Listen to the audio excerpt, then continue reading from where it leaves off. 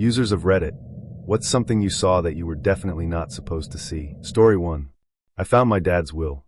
I was on his computer while he was at work, actually searching for his porn, and ended up finding a strangely titled Word document. At first it didn't seem like a big deal. It contained a note to each of his kids. It wasn't until I got to the last one, my youngest brother, that I realized it wasn't just a will. The start of that line read something along the lines of, "If anything is going to make me change my mind now, it's writing this part." I realized I had found my dad's suicide note. I was about 14 or 15 at the time, and I had no idea how to go about talking to him about it. I decided to just keep it to myself. He started buying us gifts and stuff, and I would get really scared, and I still just kept it to myself. I remember one day on the weekend, I woke up in my bed to a loud bang coming from my dad's room. I laid there in bed for probably half an hour frozen. Once I worked up the strength, I went to his room and opened the door. He wasn't in the bedroom. I was so confused until I saw that the bedroom window was open. What had happened is that there was a gust and the wind had slammed the door shut, but my paranoid brain had heard a gunshot. After that I was laughing hysterically, and I don't have much memory of the day past that. Shortly after this incident, my dad had returned most of the gifts he bought us kids, and I slowly started to believe that he had changed his mind. I never confronted him about it until last year, about 14 years or so later, but I never fully accepted that he was okay now. I called him distraught about a separate matter, and he started talking to me about depression. He told me on his own about he had considered taking his life, and went into detail about it, and all I could do was cry and tell him, I know. We talked a lot longer after that, and we were finally able to put it all to rest. Story 2. Growing up with my little brother and single mom, we never had a lot, but she made sure we always had a safe and decent place to live, and there was always food on the table. She never really ate much. I remember dinners of baked chicken, beef stew, salmon. It was a lot cheaper a million years ago. Good food, nothing terribly extravagant, but always nutritious, yet she barely ever ate. When I was 10, I saw her eating PB&J on crackers in her room after dinner. That's when I realized there was never enough food for all three of us. She would cook what we had for my brother and I, and she would eat the bare minimum, always out of sight, so that my brother and I wouldn't worry about the actual level of poverty we were at. I never asked for another material thing from her after that night. Story 3. When I was in college, I worked at an arcade/mini-golf joint that seemed to give zero fucks about actually making money, but was never in any kind of financial trouble. When I got hired, the owner literally said, "I pay minimum wage and I expect to get minimum work for it." I worked the front counter and collected money for the mini-golf and sold cups of coins, or you could just use the coin changer. The till was completely busted and would be off by $50 or more in either direction no matter what you did. I realized very quickly that I could just pretend to ring up golf fees and cups of tokens and pocket the cash, so I'd pocket $30 to $40 every shift, and nobody seemed to give a crap. One of the assistant managers let me take a break 20 minutes after I'd just taken a break because some of my friends had shown up and wanted to smoke a bowl with me. He was like, "That is totally more important than your job." It was awesome. Then one day I walked into the owner's office while his secretary was recording figures in the ledger. I can read upside down pretty well, and it was very obvious that the figures she was recording had fuck all to do with the business we were doing. We sold maybe $60 of golf fees a night, and maybe $100 in coin cups, but she was recording $600 and $1,000 for each. I commented on the discrepancy and quipped about how someone would think we were in the laundry business, and she got really squirrely and told me to leave the office. The next day the owner called me into his office, and we had a very circumspect conversation about how much I was enjoying working there and enjoying the perks of the job, and I very much got the sense that he was trying to decide if I was going to tell anyone anything. Apparently he decided I wasn't, and I wasn't, and so I kept working there. About a year later the owner was arrested for money laundering, and we all got fired. Still the best job I ever had. The mob is an apeless employer, would work in fake business again. Story 4. I used to do a little work after school at a local comic shop. One day after school I was bagging comics when the owner's buddy came in. "Look at these." Came out great. He had a stack of glossy amateur porn, featuring the shop owner, his buddy, and the owner's wife fucking. He laid them out all over the counter, and they started pawing through the stack excitedly. From what I could see, it looked like the three of them enjoyed one another's company equally and vigorously. Then they noticed I was there. I got sent home early with a stack of free comics. Story 5. Late to this one, but I once walked into my dad's van while he was balls deep into a woman who was not my mom. Dad had a drinking problem. Mom took me and my brother to go looking for him, because he was supposed to be buying Christmas presents. Found his van at a bar. Mom sent me to look inside the van to see if there were presents in there. Looked back into the back and saw my dad's bare ass as he was plowing some chick. He turned over his shoulder and looked right at me and said in the most evil voice, "Get out." This was 20+ years ago now, and I still get emotional thinking about it. I still remember the entire thing so clearly. Story 6. Not me but a coworker several months before I started at the company. Big boss man comes back from a site visit/weekend at his cabin, not too far from site. Has someone burn all photos from his camera to a CD, and makes a couple of copies.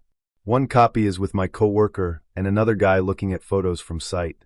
Suddenly the photos of the site trip ends, and there are topless photos of Big Boss Man's wife at their cabin on the disc. But wait, there's a twist. Another copy of the same set of photos was currently in the boardroom PC, where Big Boss Man is showing photos to the client. My coworker doesn't know what to do, tells our lead administrative assistant. She confidently marches into the boardroom and ejects the disc, interrupting the meeting. Big Boss Man asks, "What are you doing?" She simply says, "There's a problem with the disc," and leaves. Edit. Everyone is praising the AA with bigger balls than anyone else. Yes, she's amazing, and no, she never got in trouble. She was the second employee that was hired when Big Boss Man started the company 2 decades ago. This event happened almost 9 years ago now, and she's still an indispensable employee. My coworker who unexpectedly saw the bubes never heard what happened after that. Nobody talked about it, and everyone just carried on like it never happened. Story 7. I was about 8 or 9, and my parents were going to be out of town, so they had me and siblings stay with a family from our church. Once we got to the house, which was really nice by the way, they had one rule: you can play wherever you want but the basement is off limits. Me being the little cheeky kid that I was, snuck down their first chance I got, and was supremely disappointed to only find rows and rows of plants growing under lights. Story 8. Went to a coworker's house to help get the scanner to work, which hasn't worked since her daughter had tried to use it a few days earlier. I tried to load the software, which would hang while trying to connect to the scanner. A quick power cycle of the scanner, and the software loaded. The software defaulted to the recent scans screen.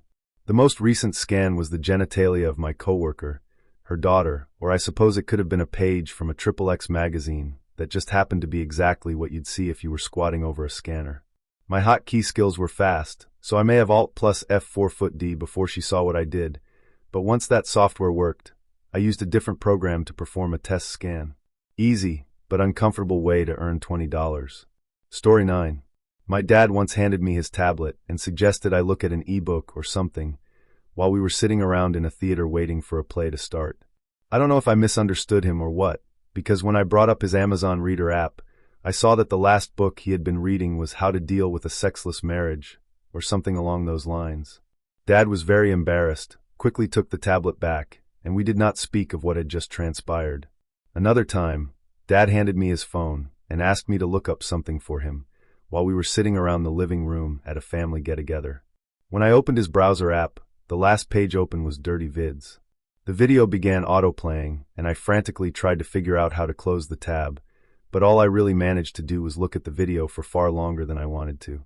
So I shoved the phone back at my dad and said, "Jag need to closetha to bike and figure out though I'm sorry," and we once again did not speak of what had just transpired. There were also another couple of times where I went to use his computer, and there was either a bunch of dirty videos open in his browser, or some kind of porn in the CD tray. Dad is a bit absent-minded. I'm not listing this stuff in the order it happened. First things were running across porn on or in his computer while he wasn't around, then the ebook thing, then the dirty stuff on his phone. After that, nothing's happened. He's not trying to suggest anything, he's just distractible and forgetful. Story 10. Alright, here it goes. I was in the 7th grade, so I was almost 12. I woke up in the middle of the night, and I heard my mom screaming. I jump up and get ready to defend my mom. I open up my parents' bedroom door, and my mom was definitely not in trouble. My dad was taking her from the behind. I didn't understand it at the time, but I wanted to get out of there before they noticed me. However, I fainted instead. That my friends is something I was definitely not supposed to see. Forever scarred. I'm 25 now, and my dad still likes to bring it up at Christmas dinner. Story 11. When I was 14, and friend hosted a birthday party at his house with all the parents invited. Needed to use the restroom, but the main one was occupied, so my friend told me I can use the one in his mom's bedroom. As I walked up to the door, I could hear somebody in there, so I decided to wait until whoever was in there was finished. A good 10 minutes later, my friend's mom, who was hosting the party, and another good friend's stepfather walk out and see me standing there all confused. They asked what I was doing there, and I just said I was waiting to use the bathroom. Surprisingly, they played it cool and just said I can use it now and walked off. Story 12. When I started a new job, someone had left a bunch of HR files on the computer I was given. I opened one up, not sure what it was, and I got to see every employee's salary in the company, even the CEO. The next day it was gone. My boss realized his mistake and logged into my system and deleted the files. It was a memorable experience. Story 13. Our cat was a little late coming home one evening, unusual for him. I went looking for him, calling his name, not massively loudly as it was late at night in a built-up area. As I walked around a corner to a car park, there he was. He looked like he was just having a bit of a chat with a fox.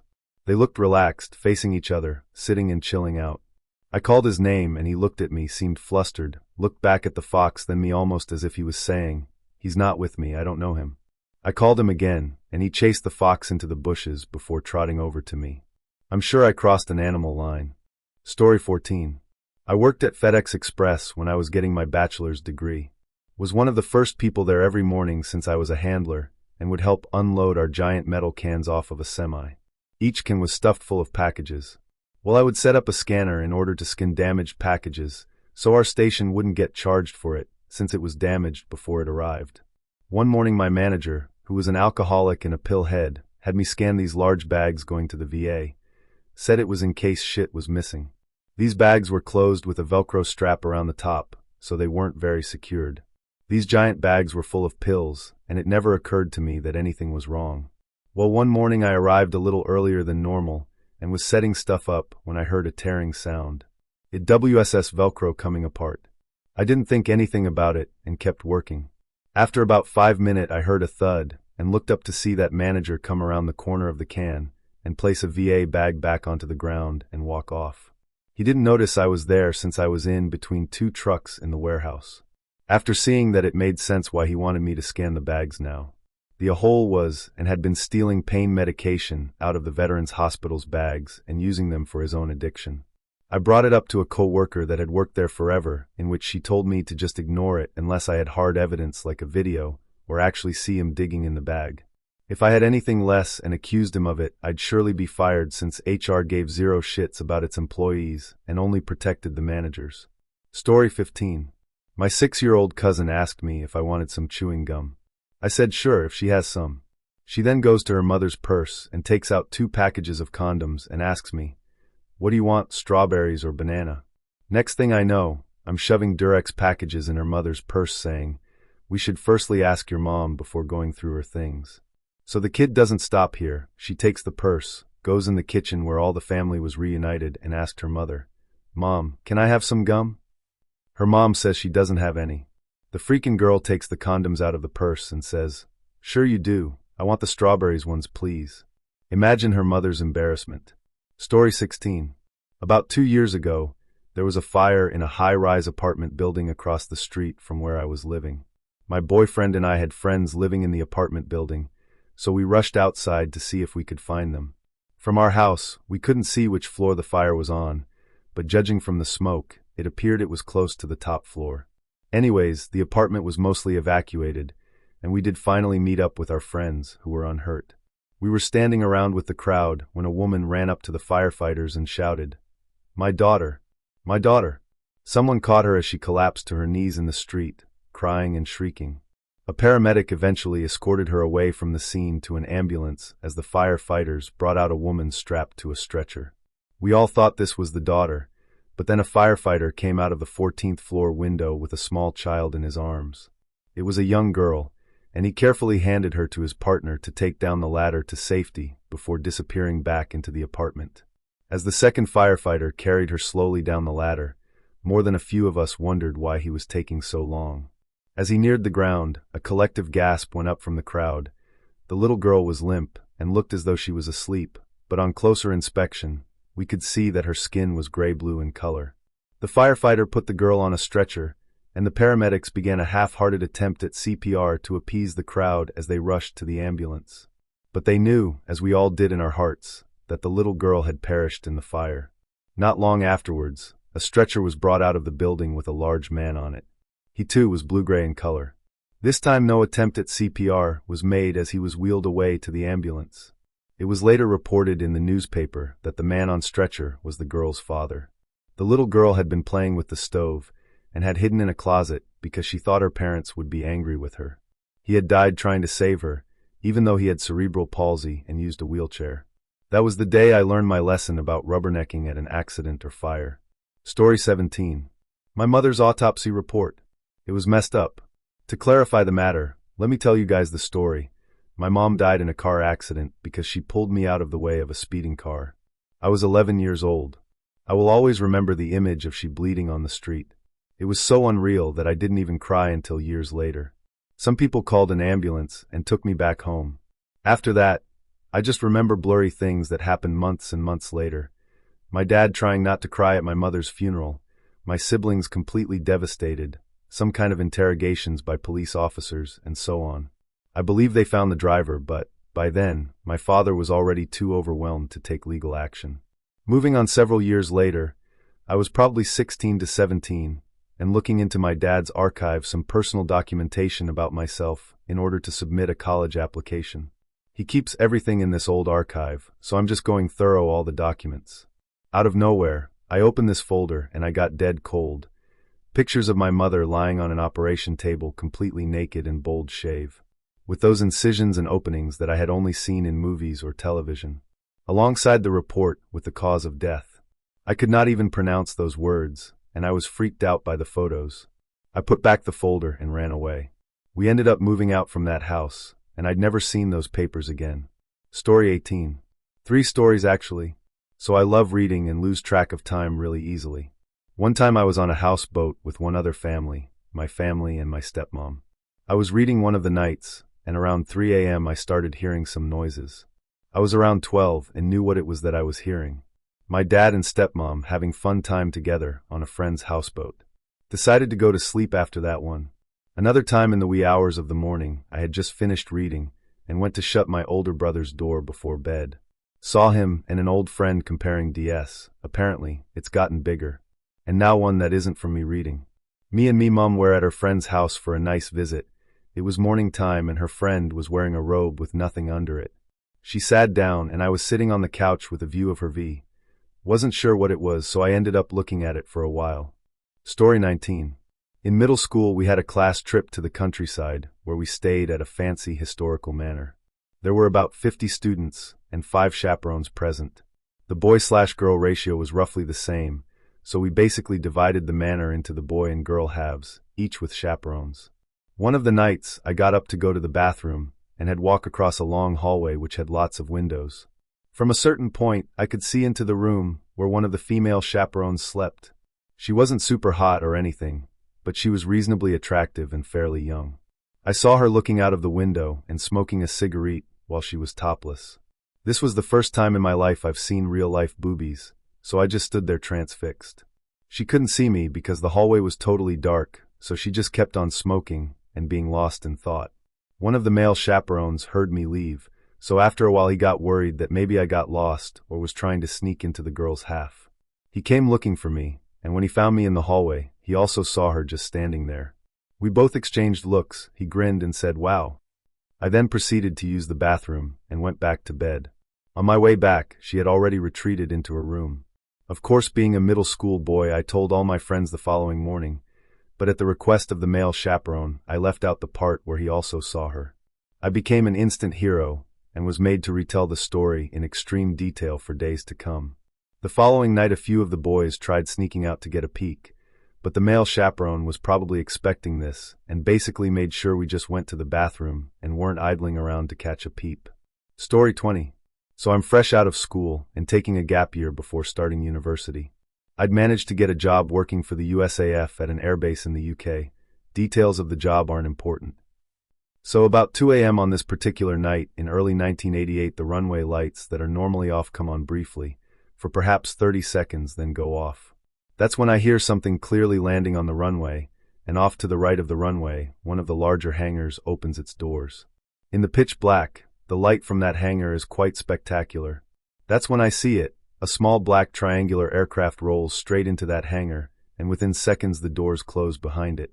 This was my honest thought when I saw that. I was definitely not supposed to have seen that.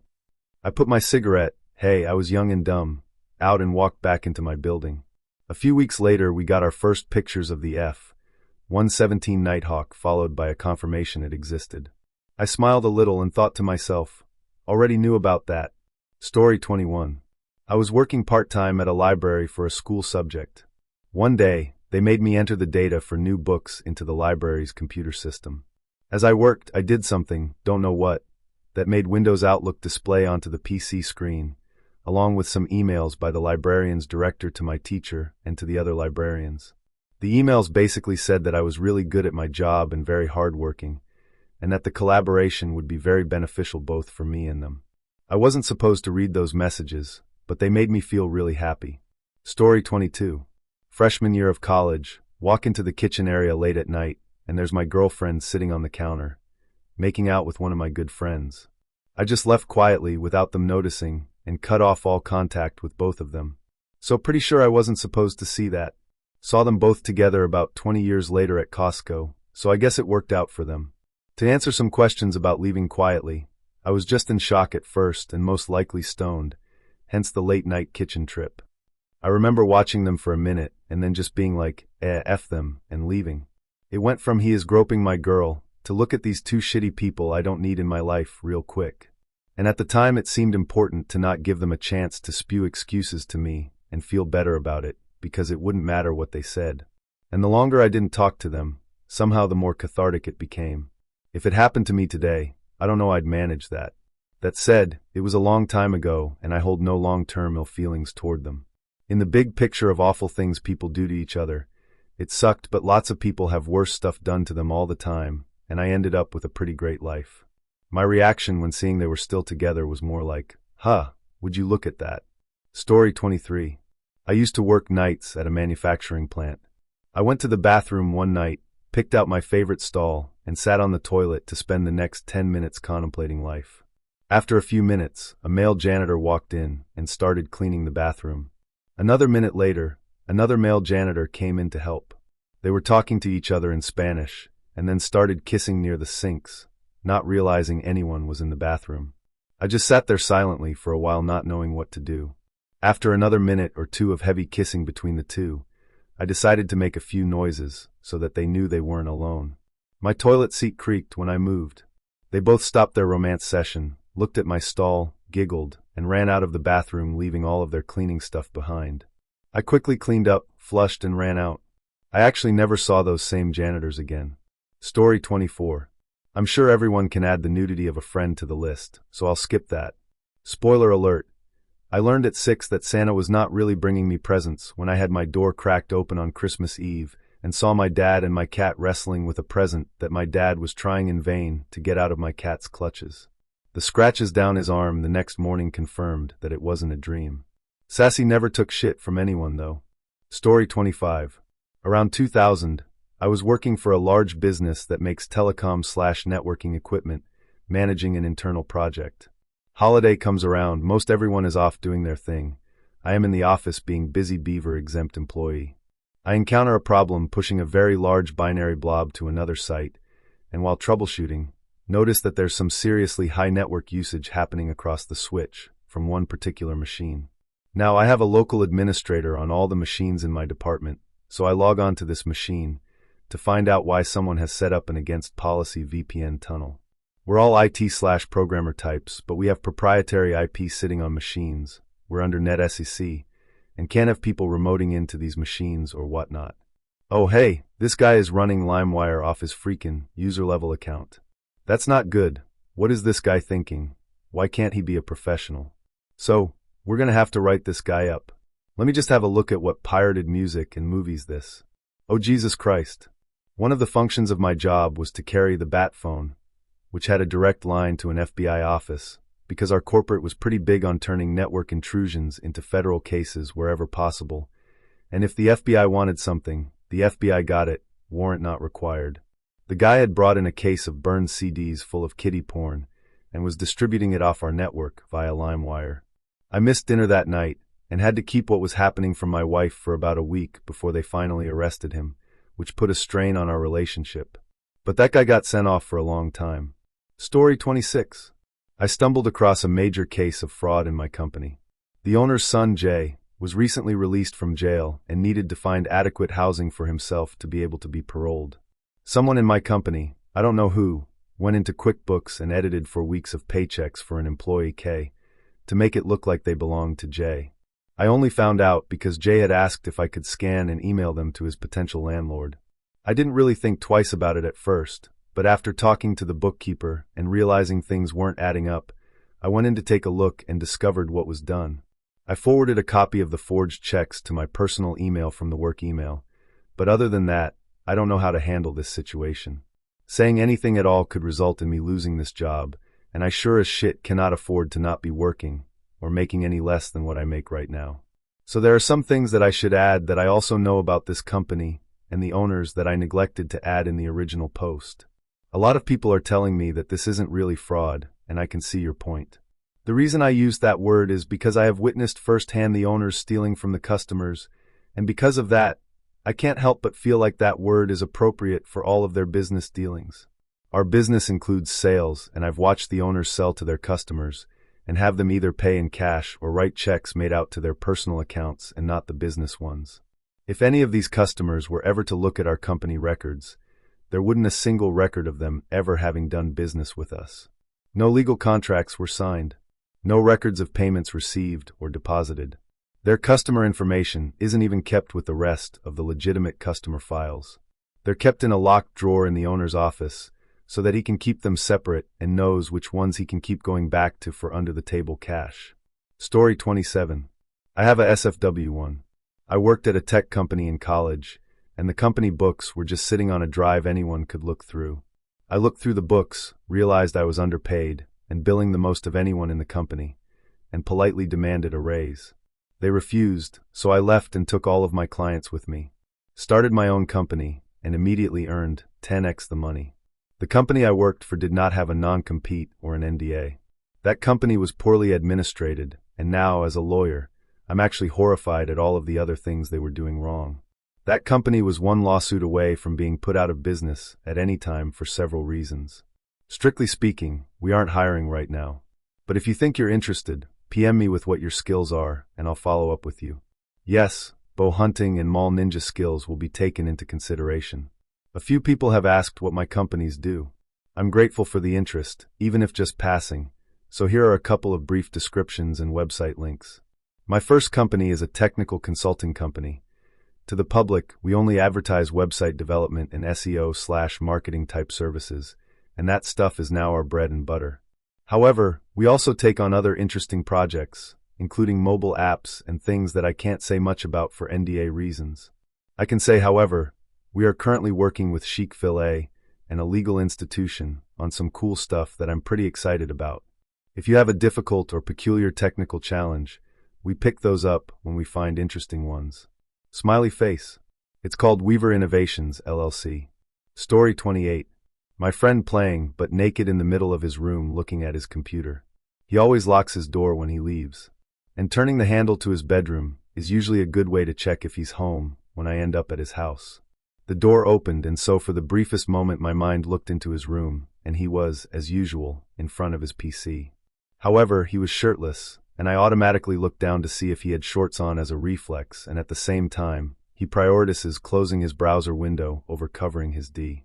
So while I do regret seeing that image that'll never leave my mind, I more regret not instinctively looking at his browser because we're all pretty sure he's into hentai. Story 29. My neighbor staring at her rumored lover with such longing and unrequited love in her eyes it bugs me to this day. Backstory. I live in a courtyard W3 apartment buildings. My building has 4 two-bedroom apartments. The landlady lives in another of the buildings in a 1-bedroom. Across the street, the landlady's son owns/lives in an apartment building of his own. The apartment next door to me houses a couple, 33M and 28F, with their children, 10F and 4M. They're immigrants and have a long-standing relationship with the landlady. They pay a slightly lower rent, and they manage the buildings when she travels, like 6 months out of the year. The guy runs a construction crew, so he does odd jobs, and his wife stays at home. All this to say, the families know each other. There's a class difference, which is important to these people, but they've been in each other's orbit for years. When I moved in, my neighbor was pregnant with the little boy. Forward to his birth, he's pretty light-skinned. For context, these PPL are of South Asian descent, dark brown complected. Lots of babies grow into their color, so no big. For years later, he's still notably lighter than his sis and parents. My mom told me that there were rumors circulating about the kid's paternity, but I am not one to get into PPL's business or in that kind of drama, so I didn't pay attention. And then I get a look at the supposed father. This happens when the boy is prob too. The landlady's son comes to see his mom, and I was leaving the courtyard. Little boy looks a lot like him. Most telling is the coloring they share. I would later see his own children. His son and the neighbors could be brothers. My mom makes friends with the neighbors, and we become somewhat close. I have my own baby, we interact regularly. One day I'm taking my daughter out in her stroller. I pop over to tell the neighbor I'm leaving, as I normally do. Her door is open, but her screen door is closed. She's sitting on the ground, staring up at the landlady's son, who is playing with her, possibly his son. The look on her face. I've never seen such naked longing and happiness on someone outside of the movies. I felt like I was intruding on a super private moment. Her eyes lit up, and she looked years younger. It was definitely a huh moment. He wasn't even looking at her, and I'm sure she didn't realize she had that look on her face. I quietly backed away without saying anything and left. She's never said anything to me about her son's paternity, but there was some scandal when someone sent a pic of the man and her son, side by side, to her husband, and the confrontation was apparently ugly. I look at her sometimes, and I remember that unguarded moment, and know that I definitely wasn't supposed to see it. Story 30. I was interning at a company while in college. It was not a local internship, so the company found us furnished apartments. Most of the interns were in the same apartment complex, and as one would expect, all the young folks hung out together. I smoked at the time, and our patio opened into this courtyard-type area. I was sitting on a plastic patio chair smoking a Marlboro Light, and I look across to see this window that the blind was like 3/4 open. I look over and see this hot-bodied naked female walking around in front of the window, looking like she was talking on the phone. I must have been staring as another male in turn walked up to me, and I didn't even notice. He asked me what I was doing, and he looked where I was looking. He proceeded to pull up another lawn chair next to mine, and then asked for a cigarette. Don't think we were supposed to see that woman naked. Looking back on it, and considering how long she paced in front of that window, I wonder if it was on purpose. Story 31. I was camping in a huge old palapa in Mexico, near the east side of the Sea of Cortez. I think it was near a town called Bahia Quino. On one side was a beach, and on the other was an old rough airway. The locals had told me it was dangerous out there, but I was young and dumb. I was laying in my sleeping bag when I saw a boat flashing a light at the shore. A guy I hadn't been aware of standing 50 feet to my right started flashing a light back at the boat. A truck drove onto the end of the runway and several guys ran down and met the boat and ran back and forth between the boat and runway. 5 minutes later a small plane landed, and they loaded and turned it around almost instantly. The boat headed back to sea, plane flew away, and the truck raced off toward town. I lay awake the rest of the night thinking about how close to dying I had come. Story 32. A few days after a tornado blew through my area, I was doing yard work and came across a big, 4-inch or 5 thick binder filled with the personal information of hundreds of people.